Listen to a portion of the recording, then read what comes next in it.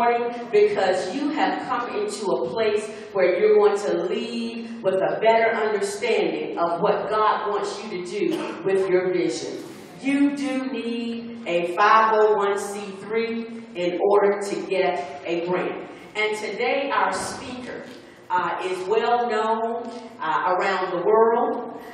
She has a 100% success rate in doing 501c3s as well as in grants. Now, you might ask, okay, well, 100%. Now, she has been all over the world. She has done many individual churches, individual persons, and also she's in corporate America. So I want you to know that you are going to be imparted with a great deal of wisdom today. You're going to be imparted with a great deal of knowledge. When you leave and you go downstairs and get this book or these books, these CDs, these DVDs, you are not going to be the same when it comes to birthing the vision that God has put in you.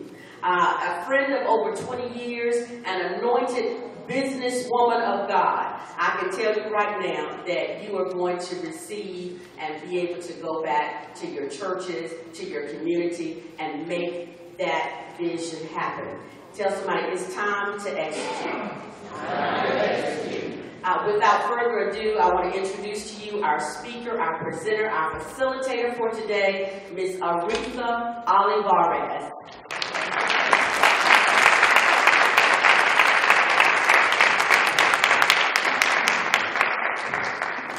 Now, she says she's been my friend for over 20 years, and she still messed my name up. Yeah, I'm going to get her.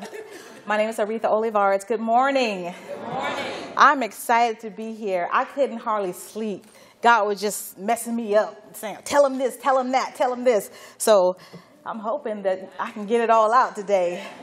I know we have a lot of other sessions, and I want to thank you for taking the time to come to this session. I know there are many other sessions you could have been in this morning, but you decided to come here and get what you need to take back to your community. Before I begin, let's put our hands together for the one and only Bishop T.D. Jakes. Yes, sir. Yes. And First Lady Sarita Jakes. Yes. And the entire Potter's House family, the conference team, they have worked so hard to make this wonderful. I mean, who can do this? Who can pull this off?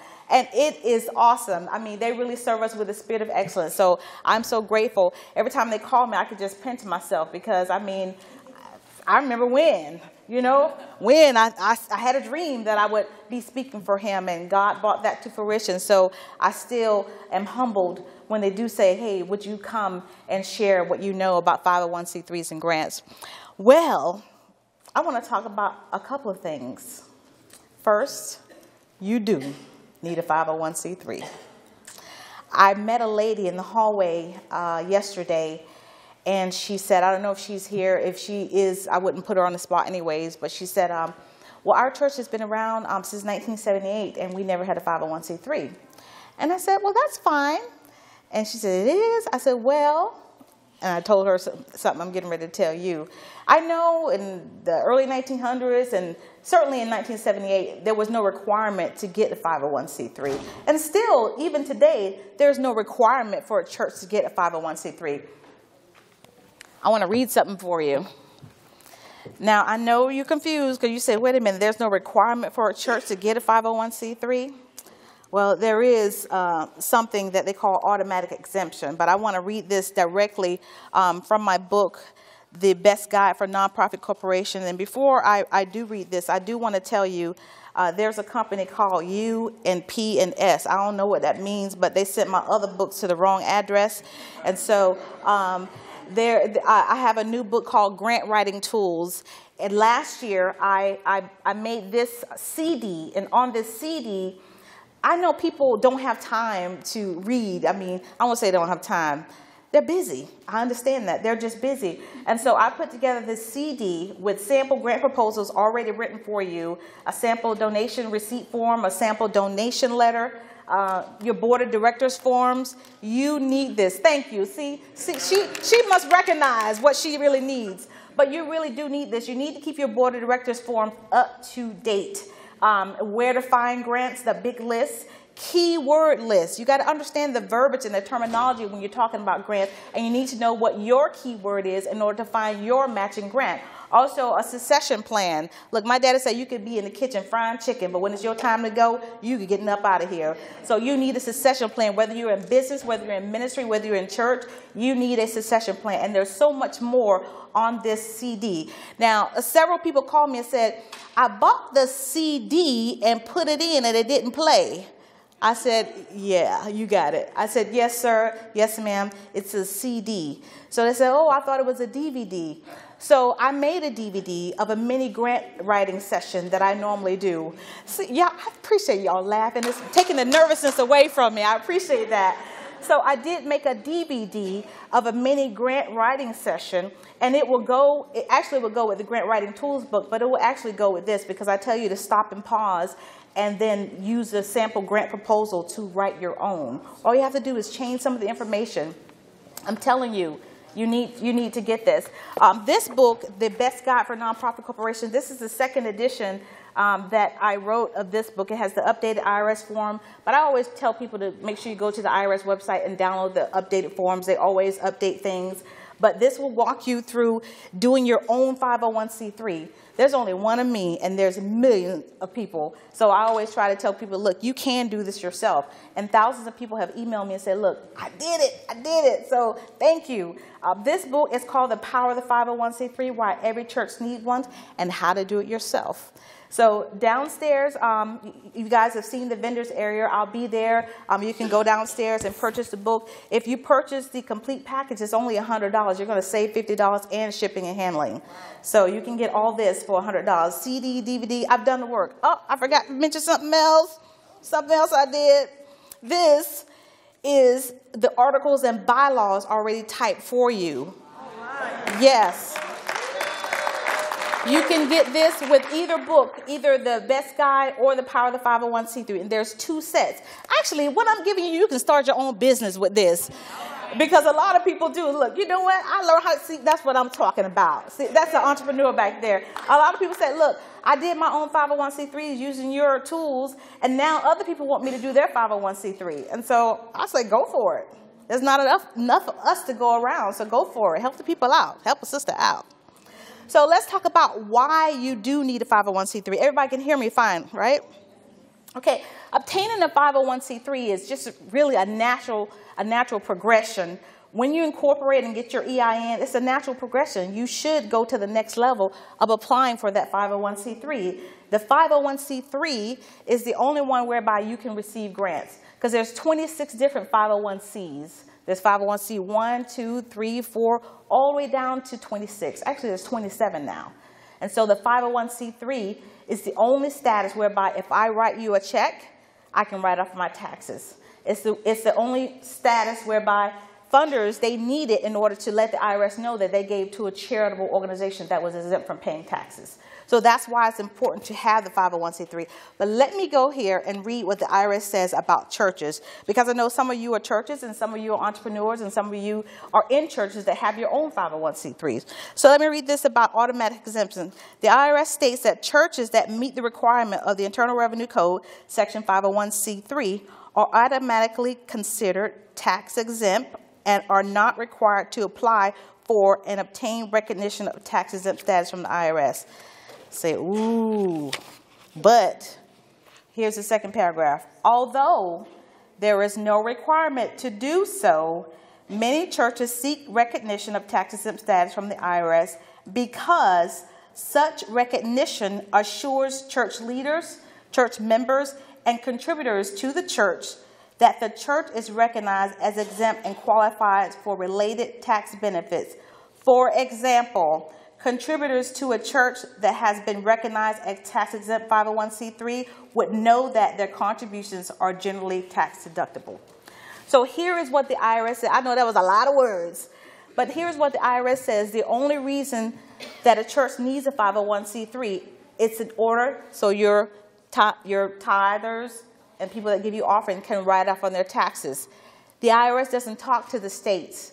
There are different people from different states where some of your states require that a church has a 501c3? And how many is that in here? Where your state requires that you have a 501c3 as a church? There's a few. Here in Florida, I know that if you are a church and you can prove that you are a church, meaning that you have a physical place of worship, so you can show them a lease, you can show them a schedule of service, and you can show them something with your letterhead showing that you have a physical facility, then you are automatically exempt from paying sales tax in Florida.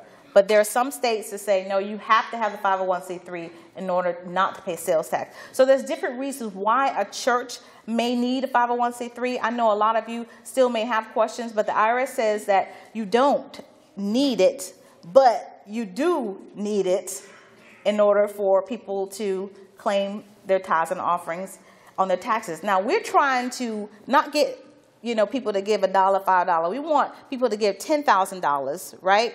And $20,000. So you want them to be able to write it off on their taxes. So I highly recommend that every church have a 501c3.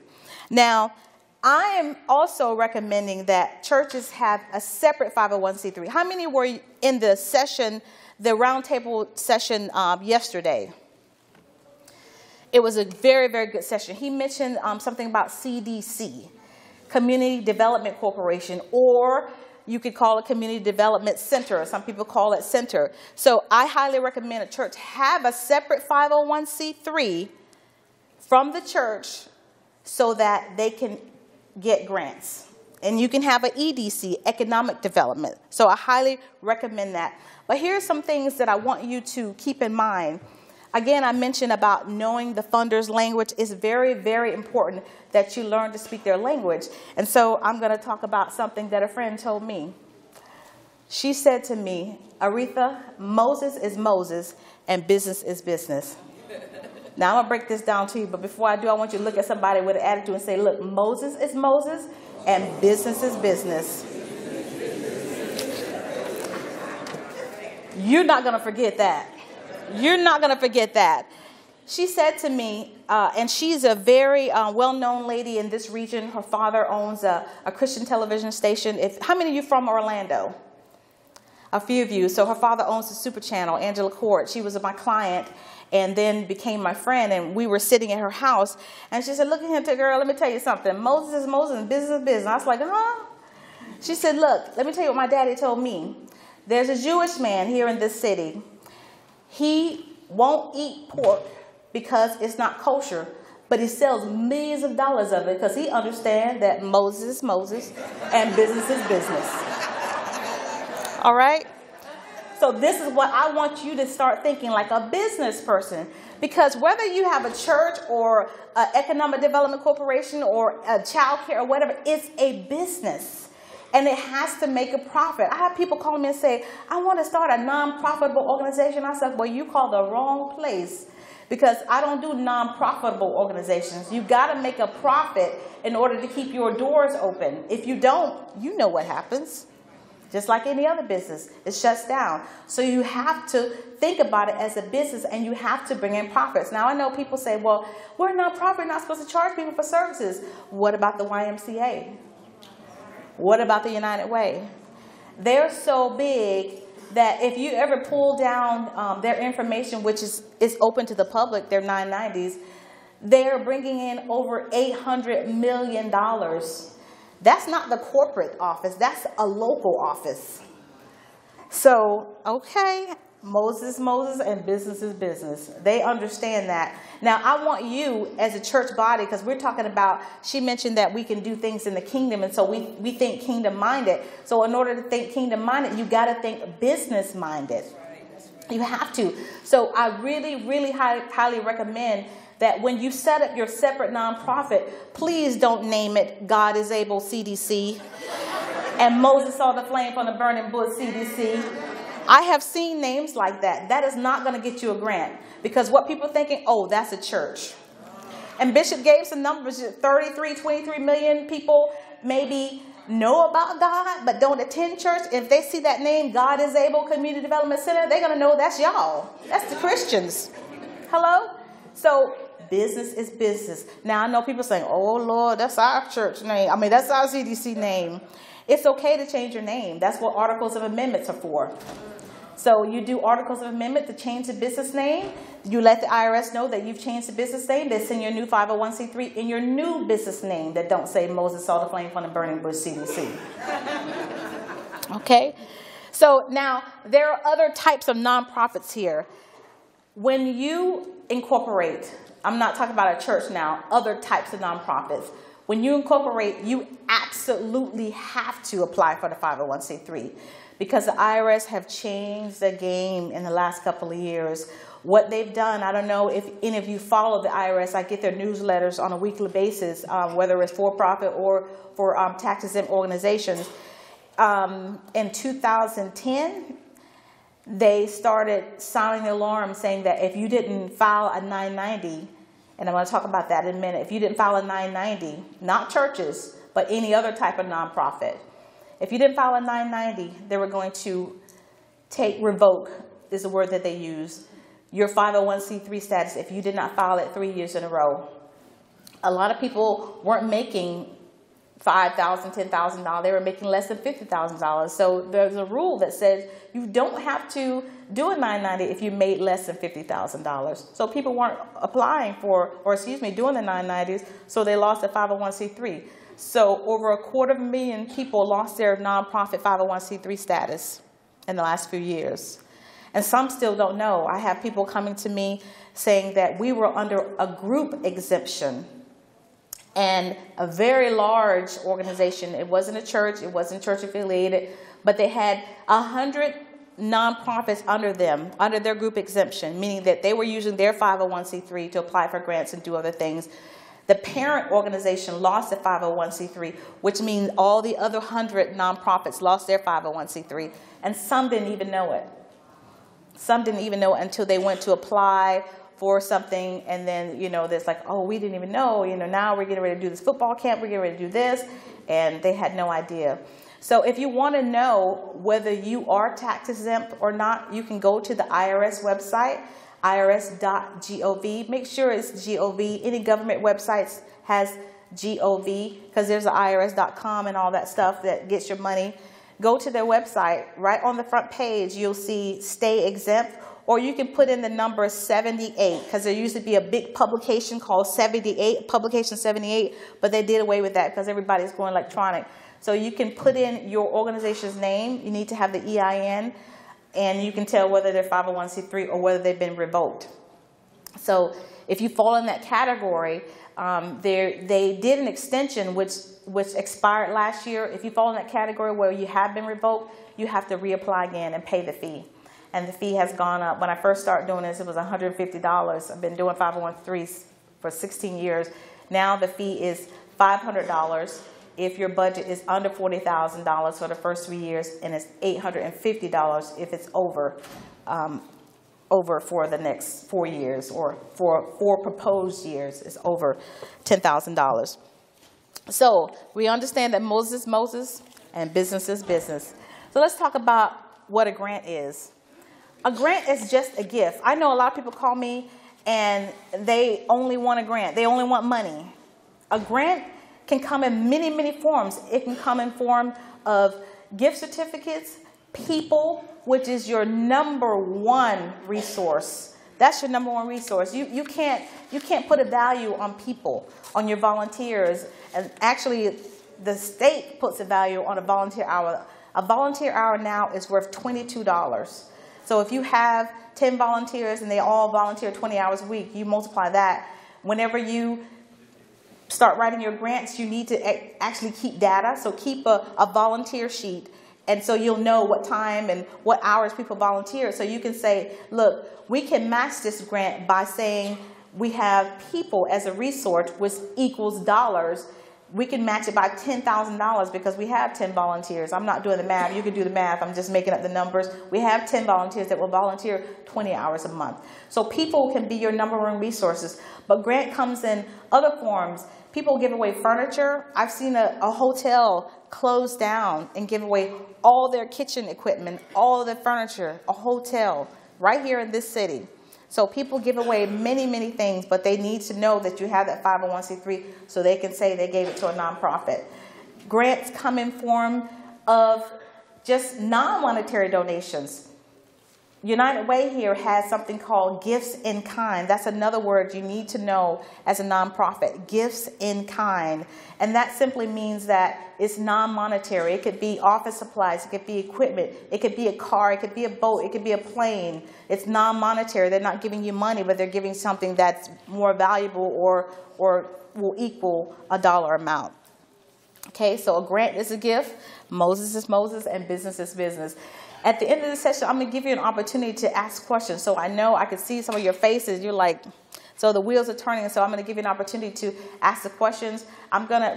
We are recording, so I'm going to repeat your question here on the microphone so that everybody can hear and that they can get this on the recording so that we can all learn and go home with some new knowledge, because people always ask some wonderful questions. And maybe somebody in the back may not get a chance to ask a question or feel like, I don't want to ask. But somebody in the front may say, you know what, this is something I need to know, and we all learn that way. Amen? Okay, I want to talk about some grant writing tools. I need you to write this down. You notice I keep talking about speaking the funder's language. In my book, The Grant Writing Tool, I talk about different words. You need to know when you're writing a grant, you need to know what's the difference between a narrative and an abstract. You need to know what the word RFP, request for proposal, the difference between a narrative and an abstract. One is longer and one's concise and to the point, getting rid of all the fluff. You need to know what is an RFA, request for application. You need to know so many other terms as a grant writer. And you may not be the one writing the grant. You may hire a grant writer, but you still need to speak the language because this is your vision. And I always tell people, please write your vision down. Not just, we want to open a daycare. That's not enough. Who? Daycare. Daycare means to me, is it just pre-K? They're having fun over there. Yeah, I want y'all to laugh real loud in a minute. That's it. That's it. That's it. They don't think we having fun over here.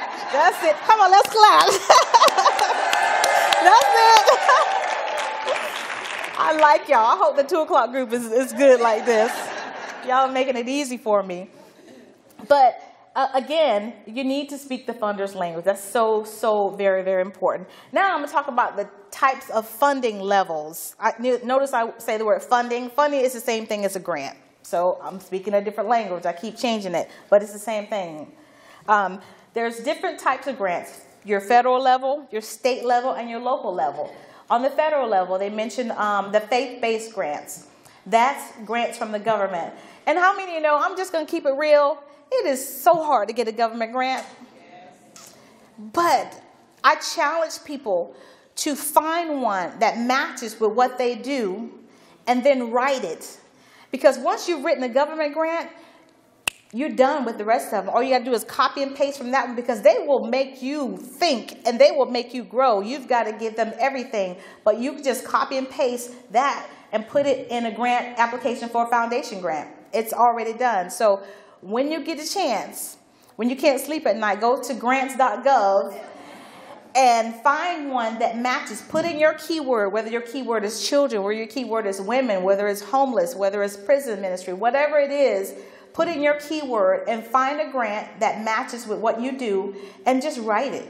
Just write it. Copy it, download it, and write that grant. Because once you've written that government grant, it's a done deal. I had a client come to me, and it's been a couple of years since I've written a grant for him. I don't write grants anymore. I review grants for United Way and City and HUD now. But he came to me, and he asked me to write a government grant for him, a grant for Bank of America, a grant for his Florida Hardest Hit campaign. He did housing counseling. He did foreclosure counseling, because, you know, Florida got hit really, really hard. So he was getting them approved right and left. He's like, oh my God, you're a genius. It wasn't me. He had did all the work. All I did was polish what he did, because he had written that government grant. And it was his 3rd time trying to get that government grant, and he got it.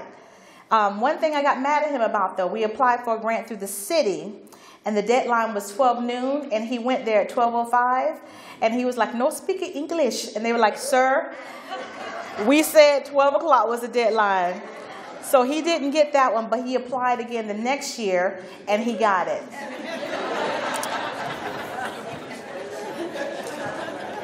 Yeah, he was smart that time. And he spoke in English that time, too. So, grants.gov, and you can go to whitehouse.gov for the faith-based initiative. I think a lot is starting to come back around for a faith-based organization. But when they do that, when they came out with that or in the 90s, what they were doing was trying to, the government, the state, the community needs the body of Christ. There were so many of us, and they were talking about us linking together. If we could trust each other, and if we could link together, we could do so much more. We could do so much more together. But the federal government, what they were doing was giving churches grants for faith-based organization. And what they did was, it was one grant, and they would pass it along to another organization. It's like, here, you do the same thing in your community, and they just copy the grant, just change the name. And you do the same thing in your community in Alabama and Texas and Florida. And so the money was passed out that way. So I say that because any grant that you apply for, especially from the government, you can get a copy of an approved grant. A lot of people don't realize that. All the grants I review, I still have copies of them, and you can request a copy of a grant. You say, can you show me, a copy of a grant that's similar to us? So, because we want to make sure we're doing the right thing. Now, I say that, but if the deadline is Friday and the day is Monday, don't wait till Monday to ask them, because they're not going to FedEx you. You may get it 3 months later. So you want to prepare ahead of time. If you know that you want a grant from the city, say, do you have a sample budget that we can use? Ask them. We have not because we ask not. And that's the biggest thing. I mean, being a nonprofit, I hate to use this word professional beggar. I'll say the professional asker. You have to ask. You have to constantly ask, okay? Now, on the state level, your states have to apply for grants from the federal government to use for your community. That's why it's good to know your city officials, your congressmen, your senators, because they know where the funding is for your city. And you can also go to a website called usaspending.gov, usaspending.gov.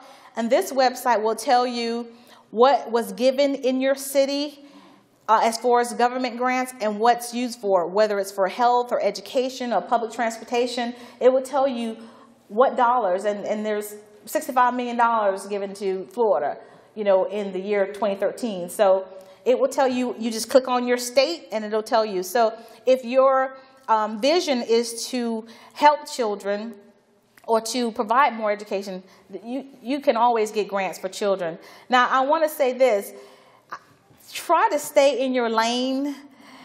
You know what I mean? If you serve children and now there's a whole bunch of funding coming for veterans, don't switch your ideas, because people are watching you and they're just waiting for the opportunity to give. And then, you have this beautiful facility for children, and then you just close it and you want to switch to veterans. It's going to take you a whole bunch of time to get that momentum back up. One, and number two, you've just changed the scene. So people are watching you. Even if they don't give to you now, they may say, you know what, that organization has been around for 5 years, and I think I want to give to them. And I'm going to tell you a story a little bit later, what happened to 2 of my clients who've now become my friends. So let's talk about the local level. The local level grants. You have, of course, foundations. Every major corporation in the United States of America has to give away a portion of their money, or they're going to be taxed on it and lose it anyways. If I went around this room and I asked you what corporation you work for or somebody in your family work for, you would be naming Walmart, Publix. You'd be naming places that all have to give away a certain portion of their money. We know Walmart and Target are, one of the biggest givers. What they make translates to about $5 million a week that they give away to charities. So every major corporation has to give away money. So just think about, and I want you to make a note to yourself to start writing down corporations that are in a 25-mile radius of where you are. And, the light bulb will start coming on. Oh, I didn't think about Kroger's. Oh, I didn't think about, Home Depot and all these places. So think about that. Every major corporation has to give away money. Now let's talk about foundations. There's 5 different types of foundations. And I want to give you a couple of websites that you can go to. The Foundation Center, foundationcenter.org. I know a lot of people use that website because they give away free information. What I mean by that, any major corporation or anybody that gives away grants, they don't have time to find us. You know, they want to give it to one organization that will disseminate that information out to the community at large. So the foundationcenter.org, they will list RFPs that are available to you, and all you have to do is put in your keyword. Now, I know some of you may use that and say, oh, I've never found a grant on there. Maybe because you haven't paid, because they have another service. They have a free service where they're going to give you so much, but then they have a paid service where you can have access to over 80,000, did you hear me? 80,000 foundation, private individuals, and you could break it down even by your zip code. Now, when I was a grant writer, I paid $1,800 to have access to that because I needed it. If you don't have that type of money, most major public libraries have access to that. They may have one computer, and you can go and say, do you have access to the database for the Foundation Center? I know here in Orlando and in Texas, the large, she's like, thank you. I like you. You need to sit up front. Yes. So they have access to that whole database. And like I said, you can just be in there all day long. You'll be in there for 2 days if you really, start getting into it, because something else will come up. You say, oh, this foundation gives to us. Oh, this foundation, it matches with what we do. So that's on a local level. There's another foundation that gives away information about foundations. It's called Council on Foundations. Council on Foundations. Yes, yes. If you Google it, you'll find that Council on Foundations. They also have a database with just foundations that give away grants in your community. So again, there's a map of a state, and you just click on your state, and every foundation is listed there. Easy, easy, easy, easy, easy. So you got a lot of work to do. You got a lot of work to do. But again, I challenge you to make a list. Number one, make a list of the resources you need, including people. If you need a person to be your webmaster, if you need a person to manage your social media, if you need a person to just be your assistant, whatever you need, make a list of the things you need. I was a classically trained chef. And there's a French word called mise en place. It's almost like missing in place. So if you don't have your list, something is missing in place. Something is out of place. When you go to the grocery store and you forget to take that grocery list, you think, you know what, man, I forgot. And you always forget something. So I highly recommend that you write a list of things that you need in order for your organization to sustain itself. And that list should grow every year. That means that if you don't need any more equipment, that should be crossed out, but something else to replace that. So that list should be growing every year.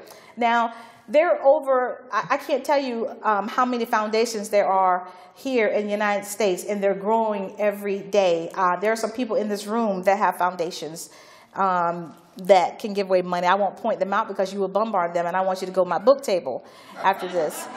So, but there are many people who will give you money. And I want to talk about you being passionate about what you do. I know a lot of people, I started a nonprofit, and I had my 501c3 in my car and donation letters in my car ready. Every time I go somewhere, if I go to a grocery store, I think, oh, let me ask them if they give away donations. And I would be ready. So that's what you've got to do. You've got to be ready. Now, there are many private individuals. The general public will be where you get most of your donations. About 70% of money that come in will come from people. You're here because of a person. Bishop T.D. Jakes, he made an announcement. He invited you to come. Other people tweeted it and Facebooked it. So you're here because of a person used their voice. So you've got to use your voice for your nonprofit. You've got to share your story. You've got to tell people about your nonprofit and what you do. And believe it or not, they will give. Some may not give right away, but some, they will give to you immediately just because. So the general public, 70%. 10 to 15% of your funding will come from grants.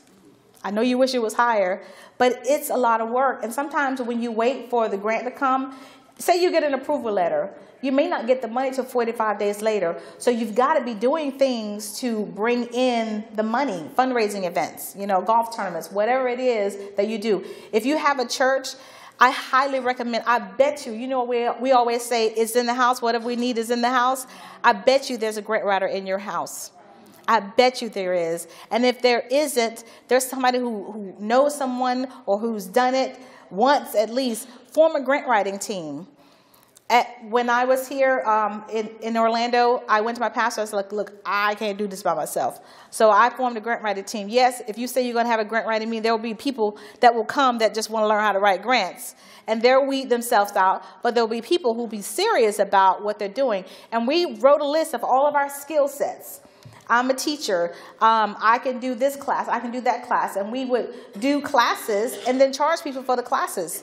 So that's another form of income. Remember, you can charge people for your services, and you want to do that. You want to think about what kind of things you can do to charge people so that you can generate an income for your organization. Now, here's some grant writing keys that I want you to write down.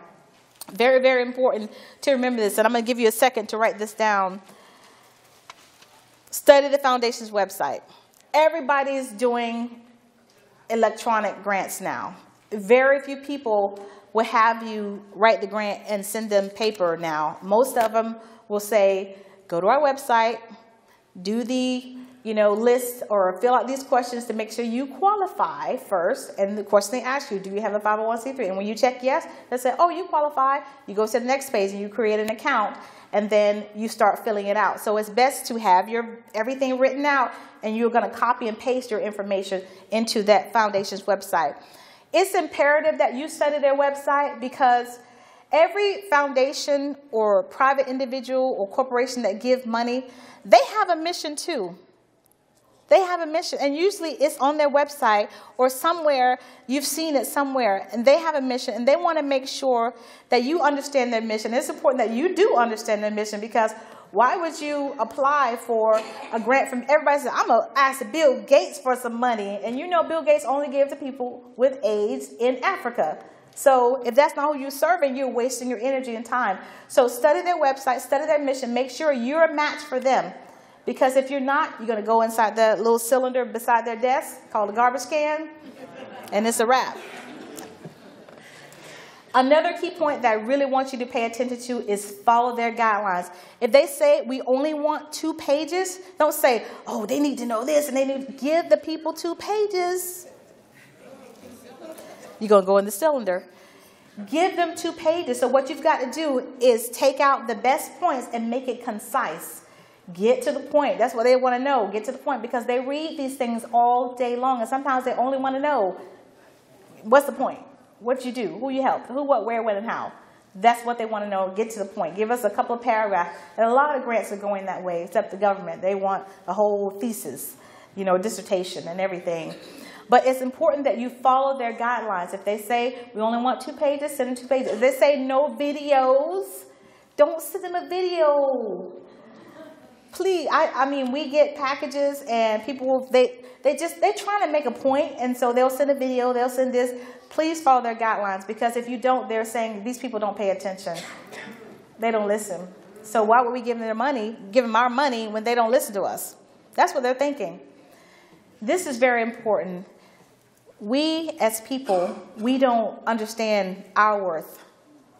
So you as a nonprofit, whether it's a church or whether you're an entrepreneur, whether you're a ministry, whatever you are, you have to understand your worth. And these foundations, they have money to give away, and they want to know that you understand how important you are in the community. So you need to understand how important you are in this community. If you go to your city officials and say, we wanted to do something. Someone just called me recently and said they wanted to do something in the city. And the city's like, oh my God, where have you been? We've had this money sitting here and we couldn't use it because there was no one to do this. So there it was. So you have to know your worth and go to them with confidence. It's very important that your city officials know what you're doing in the city. They need to know what you do, what difference you make in the city. Okay? I can't say this enough. Be ready. Bishop says get ready, but I'm saying be ready by having a grant proposal already written, which you can go down to this and copy and paste and change it, or you can even go to any website and get a sample grant. There are tons out there, and just kind of make it your own. But you got to make it your own, and it has to be truthful. You have to be transparent, whether you just started or whether you've been in existence. You have to tell them the whole truth and nothing but the truth. But be ready. Well, I say be ready because sometimes the deadline is 2 weeks away. If you go to the Foundation Center, you see a grant, it's like, oh my God, the deadline is 2 weeks away. But if you're not ready by having everything in a row, you've got to spend the time getting ready. You're going to be stressed. You're going to miss something. What you put down may not make sense. It just may not fall together. So be ready by having a sample grant proposal already ready. Not just a grant proposal, but your budget. Your budget is so important. People have a problem with doing the budget. It's like, I can do the grant, but I just have a problem with the budget. I tell people, your budget, write down your expenses first. That's your budget. When you write down your expenses, you know that we need $100,000 or $200,000 to operate this corporation. So then you know what to ask for at the top for income. It sounds simple. Here is one thing that I always tell people.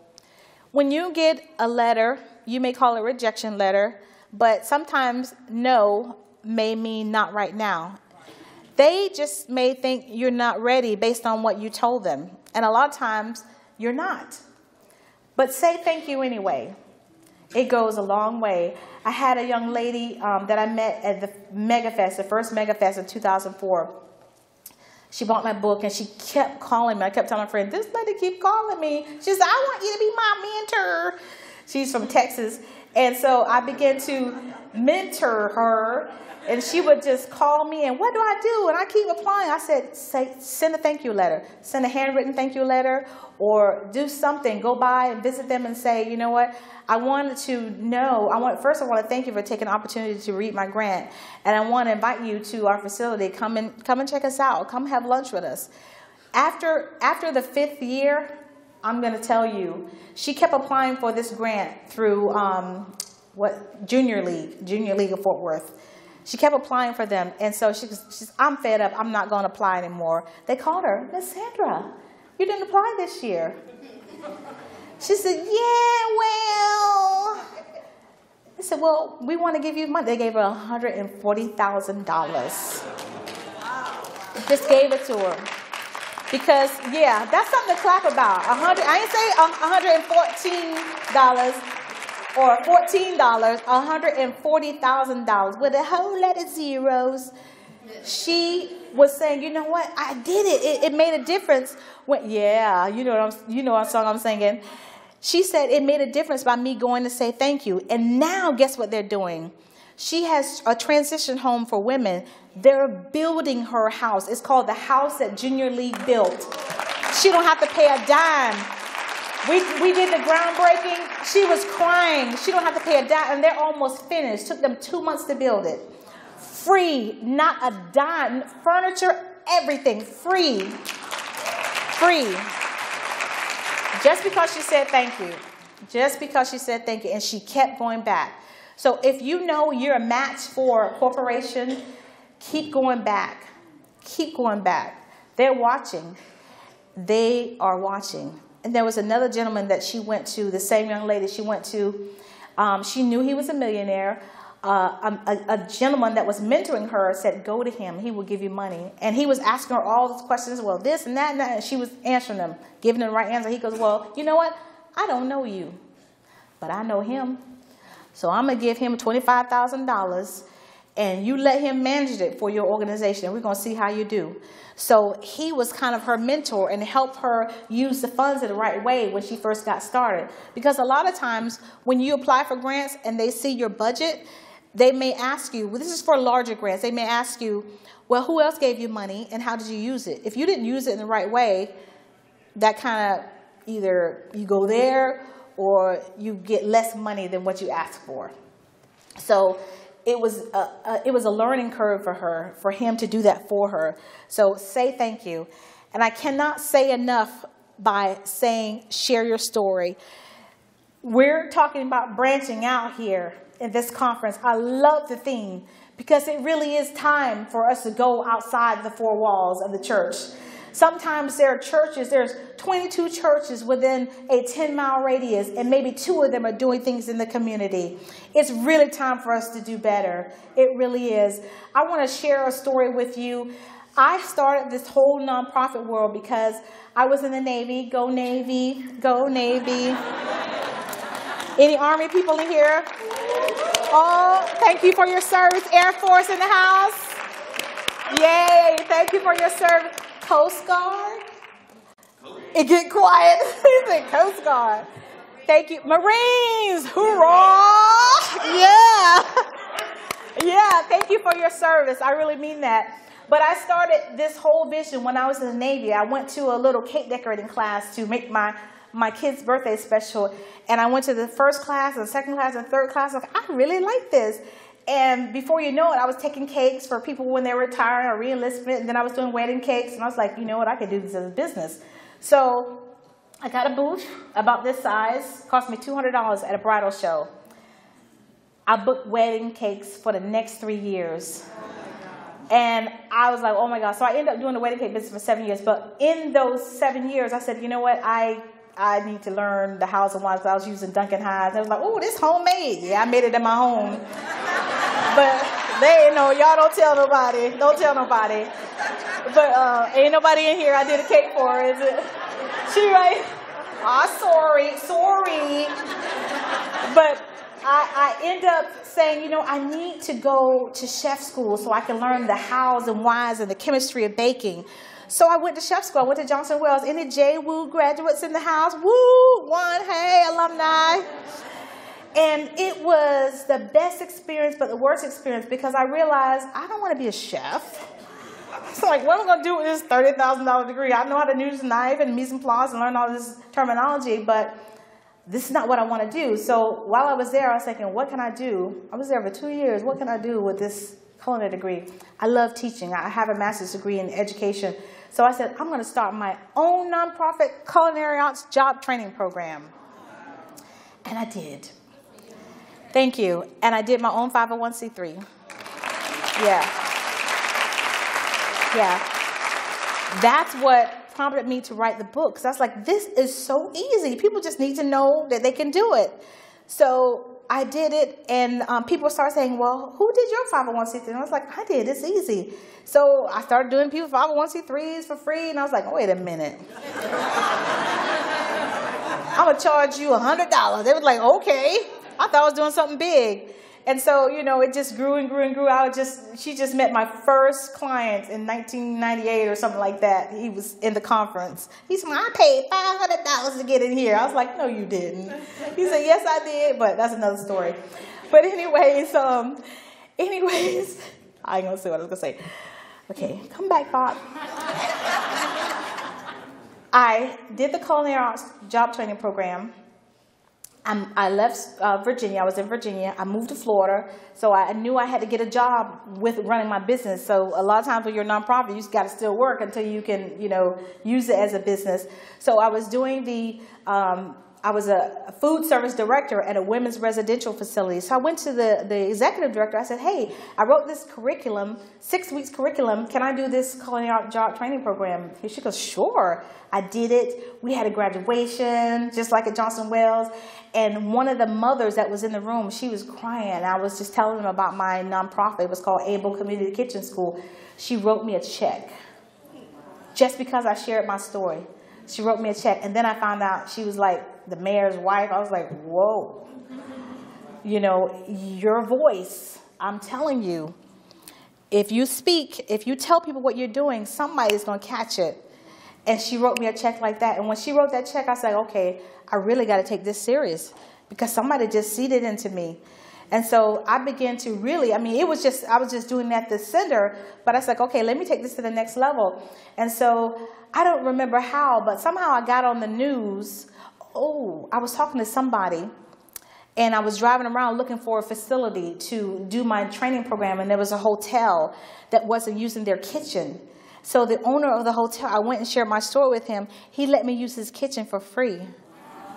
A restaurant kitchen in a hotel for free, just because I shared my story. Somehow I got on the news, and when I got on the news, someone told me about a guy named Robert Egger. He was in Washington, D.C., and he had a community kitchen called D.C. Central Community Kitchen. It's still in existence. I called him and I told him what I was doing. He goes, come to D.C., I'll show you the ropes. It's good to learn from other people who are doing what you're doing better. So it's very important that you get with other people who are doing what you're doing better. So I went to D.C., I took one of my board of directors. We were like, oh man, we got this. He was just so gracious, and he kept in touch. Oprah heard about his kitchen, invited him on to her show. And she said, what's your biggest need? And he said, we need funding.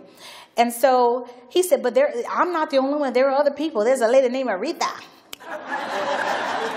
And so, see, my dad told me that name was going to be great one day. And so Oprah paid for him, myself, and there were 13 other kitchens by that time to go to D.C. to speak on the Senate floor. That is amazing. To speak on the Senate floor about issues of hunger. Yes. Clap. Because how many get that opportunity? You may get that opportunity, so you need to be excited. Now, see, that was a long time ago. So we spoke on a Senate floor. I took one of my graduates. It was an amazing journey. That's how I learned about the government grants. Because I said, look, let me go in these senator. I went to my senator office, and I saw the big grants about this thick. A lot of times, it's not the grant that's that much. A lot of it is their annual reports and their 990s and other things like that. But I was able to go through them. They let me take copies home. That's why I found out. That's why I'm sharing with you. You can get copies of this stuff. Your senators have the office in D.C. and locally. They have grant writers in their office too. Your mayor has grant writers in their office. They're not going to write the grants for you, but they know what's coming down the pipe. They can review your grant, do a courtesy review, and say, hey, look, you need to fix this, or this needs to be changed. So from going to D.C., I got out of the Navy. I forgot to tell you that, and joined the reserves. I came back, and I was on the TV doing, somebody interviewed me. So a place called Restore Orlando, they heard about me, and they said, we have a kitchen. Not only we have a kitchen, we have the constituents that you need. We have people that, welfare work recipients, homeless people that need this job training. Will you come and teach your class here? Free. So I moved my kitchen there. Again, sharing my story, free. It was an amazing journey, and then 9/11 happened. I got recalled back to active duty for 9/11 for 2 years. My board could not sustain the organization because it wasn't their vision, and I really didn't have my succession plan in place. And so it kind of died out. It just died. I'll just be real. And while I was on active duty, I get an email from Oprah's people saying, we're following up from after the show. We want to know what happened to the graduate. And I was able to report, I was on active duty, and that she was still doing well. The one graduate that I took, with me, she was still doing well. Her name is Marty, and she's still doing well this day. And just sharing my story, it opened up doors. But while I was on active duty is when I penned my first book. The rest is history, and now I'm here.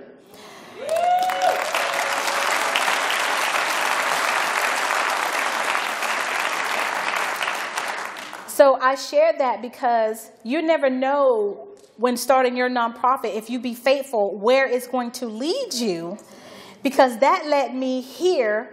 And now one of my board of directors she was on my board, but the reason why it didn't keep going, she got cancer. And so, and the other person, his wife got sick. So there was three of us who were really the heart of the organization that running it. But she has now started her own nonprofit that's very similar to what I'm doing. So I support her. She just came back from New York getting a $10,000 grant from Godiva chocolate, $10,000. Yes. And you know how she got that grant? Through social media. All she had to do was go on Facebook and tell all of her friends to like her through Godiva. And whoever gets the most votes, that's who wins. So there were three people who tied for the most vote, and what they ended up doing, they gave all three of them $10,000. She did all that, not writing a grant, all through social media. So that's another non-monetary way of getting funding. And so I share that story because it's important for you. Fred Price talked about staying faithful. Faithfulness, starting my nonprofit, brought me here. And to help you with your nonprofit, where will you go? Where will you go? Where will you be 5 years from now? Before I close, again, I want to give you an opportunity to ask questions. I want to read you this quote from Gandhi. You may never know what results will come from your actions, but if you do nothing, there will be no results. Thank you. Thank you. Thank you. Oh my God. Thank you. Thank you. Thank you. Thank you so much. Thank you. Thank you. Okay, I want to give you an opportunity to ask questions. If you would line up over here and try, since we only have one microphone, I will repeat your question. Hi. Good morning. Good morning. Fantastic job. Thank you. Thanks. You've already made the trip worth coming. Wow. 2 questions. The first one is, if I'm waiting for my designation, I've already filed tax exempt or tax exempt. It's the same thing. Yes. Can I utilize another 501c3 if there's a grant coming down and I already performed the work? That's one. And the second one is... Let me, because I got to repeat your question. Please.